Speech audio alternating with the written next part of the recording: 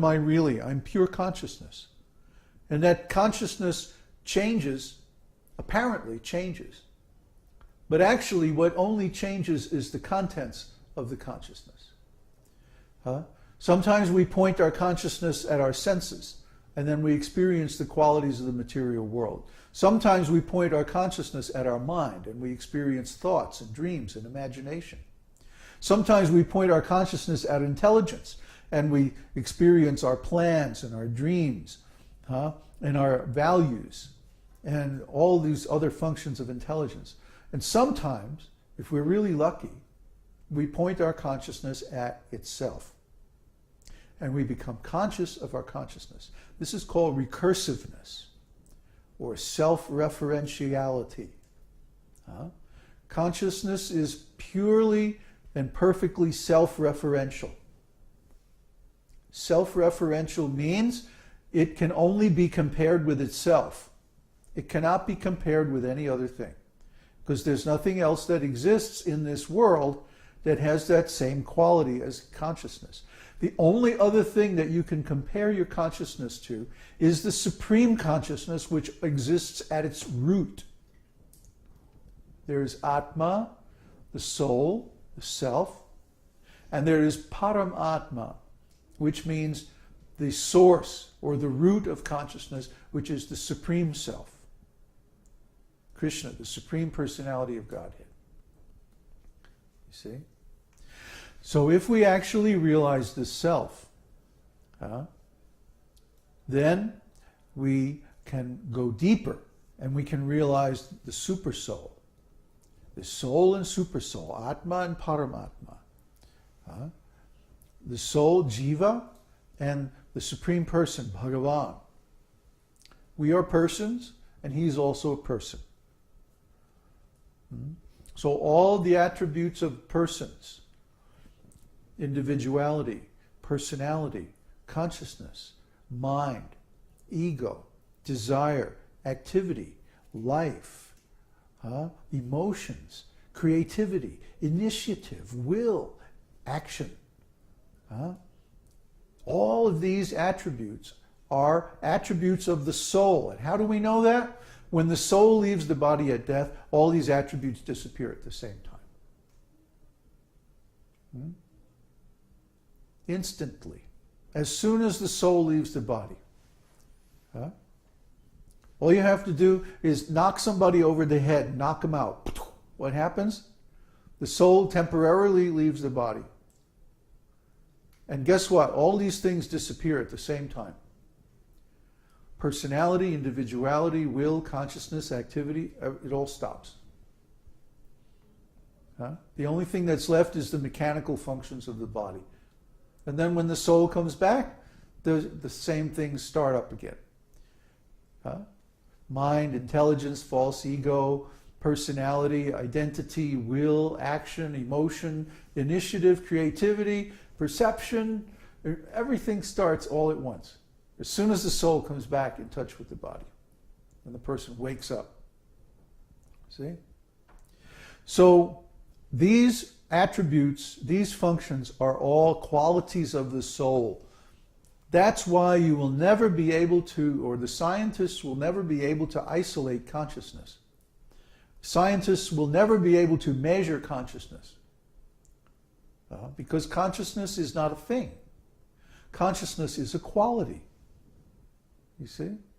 Just like you can't measure red. You can't take red and put it in a test tube. You can have some red paint, or you can have some red stone, or you can have a red piece of plastic or a red piece of paper or something like that. But you can't have red all by itself. You understand? Because red is a quality. It's not a thing. Similarly, consciousness is a quality. It's not a thing. But it's a quality of a spirit soul. It's a quality of a transcendental object. So you can't put it in a test tube. You can't isolate it. You can't weigh it, measure it, hook it up to some kind of instrument and do tests. It's not possible. The only instrument that responds to consciousness is a living body. You see? So the proof of the existence of the soul is that we are alive. That's the proof. See? But stupid people won't accept that proof. They're stupid. And the reason I say they're stupid is because they themselves are conscious. But they don't realize the meaning of it. They themselves are alive. They themselves have all these qualities. But they don't know the meaning of it. Because they don't have transcendental knowledge. They don't have knowledge from God. They don't accept God. They reject God and they reject all of God's teachings. And therefore they don't even know the meaning of their own life, their own existence, their own consciousness.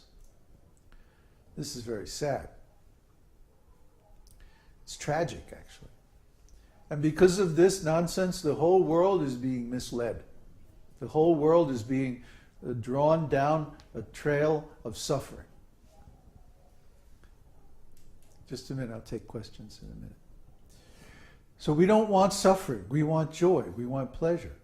But the joy and pleasure that we want is not going to be found by going out through the senses. It's only going to be found by going in, through consciousness, to the super consciousness, from the soul to the super soul, and from the super soul to the Supreme Personality of Godhead. That's the actual source of happiness. Everything that we want to enjoy, everything we think is nice, everything that gives us pleasure, everything that gives us hope, is all coming from God. There's no other source besides God. Like this nice house is made of wood, but this wood comes from trees. Trees are living creatures. And without God, nothing could live.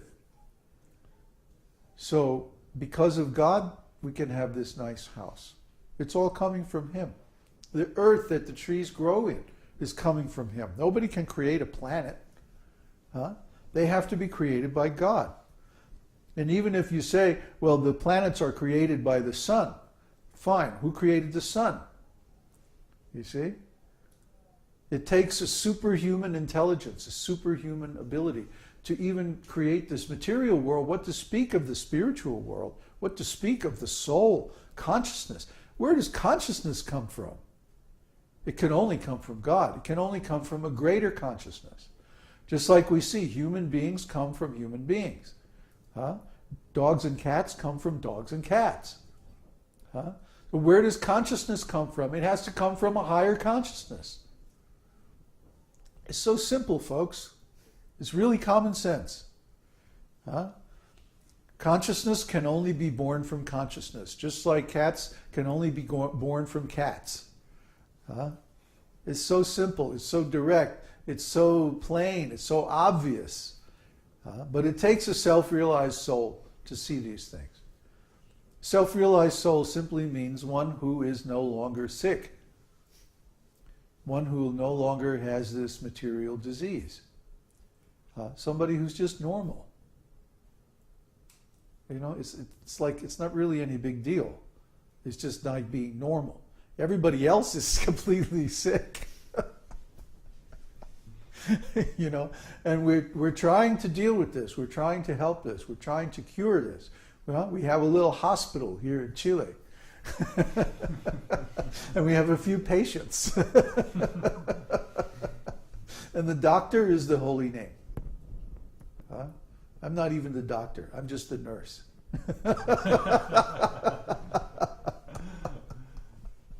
So try to understand.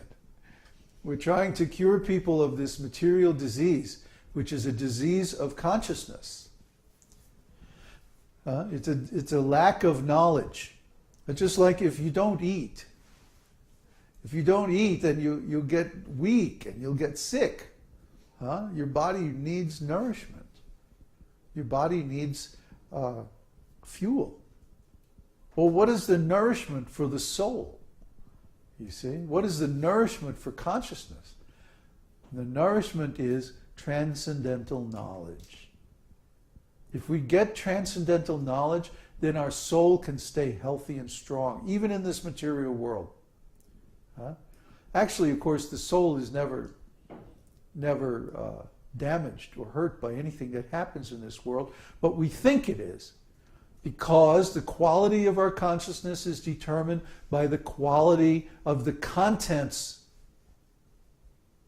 See?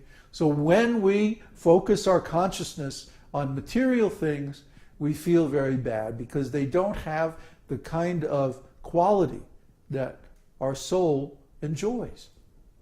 Huh? It's just like if you have a TV, but it'll only get one channel, and that channel is nothing but reruns of I Love Lucy. Huh?